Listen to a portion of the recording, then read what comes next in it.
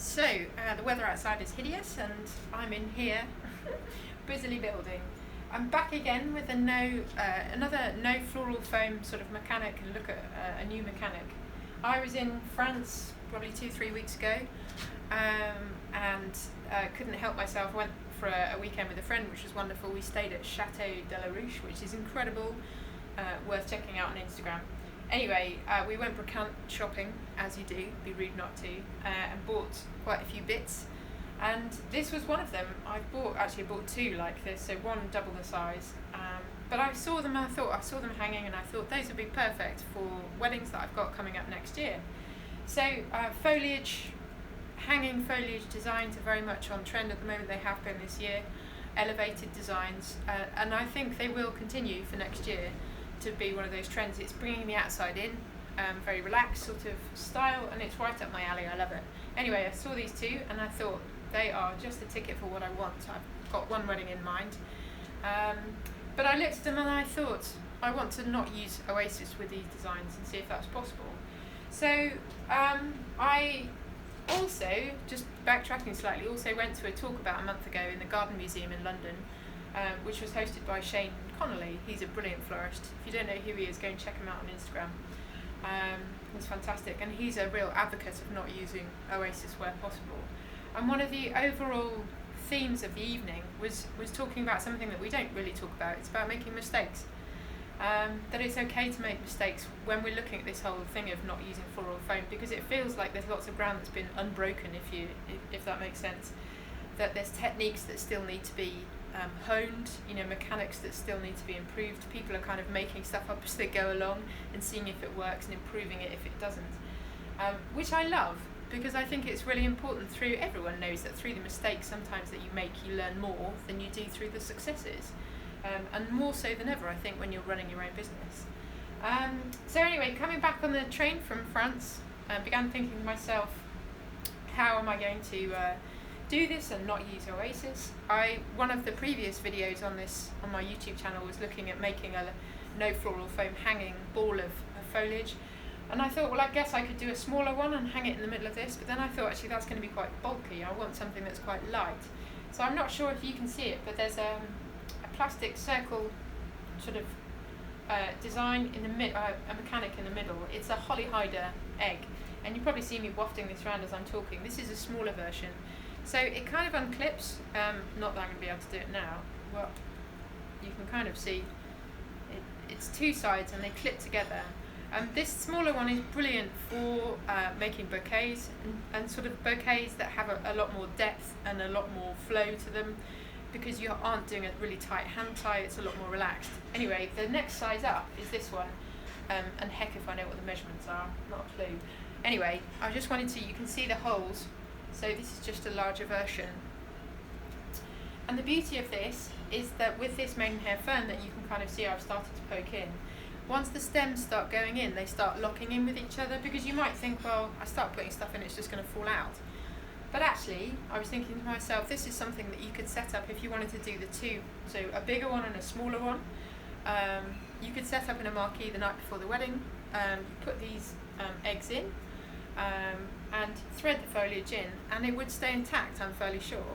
So I've just got some more maidenhair fern here, and you can literally see what a simple sort of effect it is, and the mechanic that it is. I'm being slightly naughty. I'm still working on this as a design because I haven't quite got to the point where I'm happy with the effect.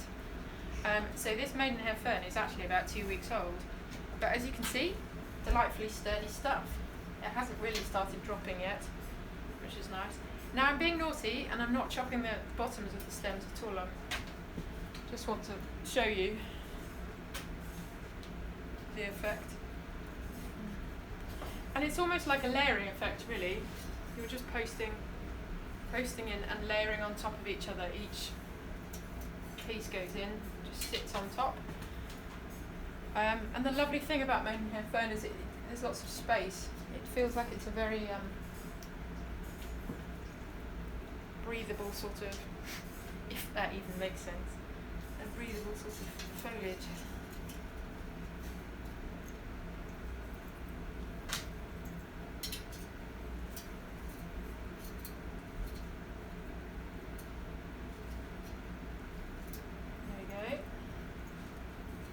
hiding this egg. I'm not going to see much of it at all.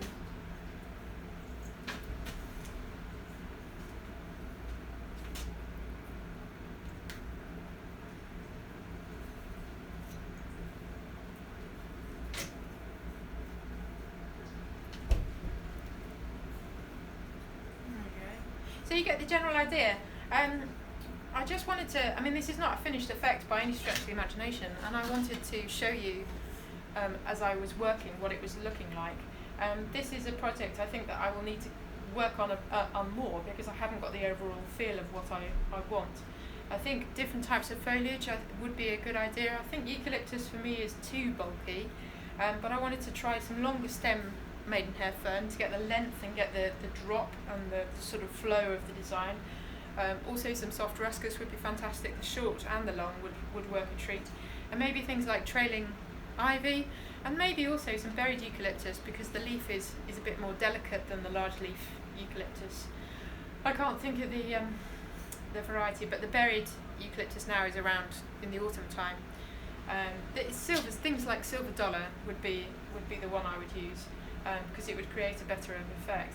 But I just wanted to give you the general idea of this mechanic that I'm working on. As bits of foliage float down to the floor. It's something that I want to work on, and it's something I've got time to work on. I've already sold the idea to a couple of brides, which is fantastic, just giving them the starting point, so that they can envisage whether it will work in their reception venues that they're having. But I think it's something different, it's something quite rustic, it fits my brand quite nicely. I just will need to get a nicer rope. You probably can't see it, but it's just a bit of old rope that I've got it hanging up here. So I'm going to do a larger one at the top and this one hanging underneath, and it will have a fantastic effect in the middle of the venues. But it's just, I think, really important, and something I'm really passionate about, is that it's okay to look at something and think, I don't know what the finished effect is going to be, but I want to try. I'm going to try different options, I'm going to try different foliages, I'm going to work on different mechanics. It's having that time to play, I think, is really important, because it develops you as much as it's like going to a workshop and learning from other people.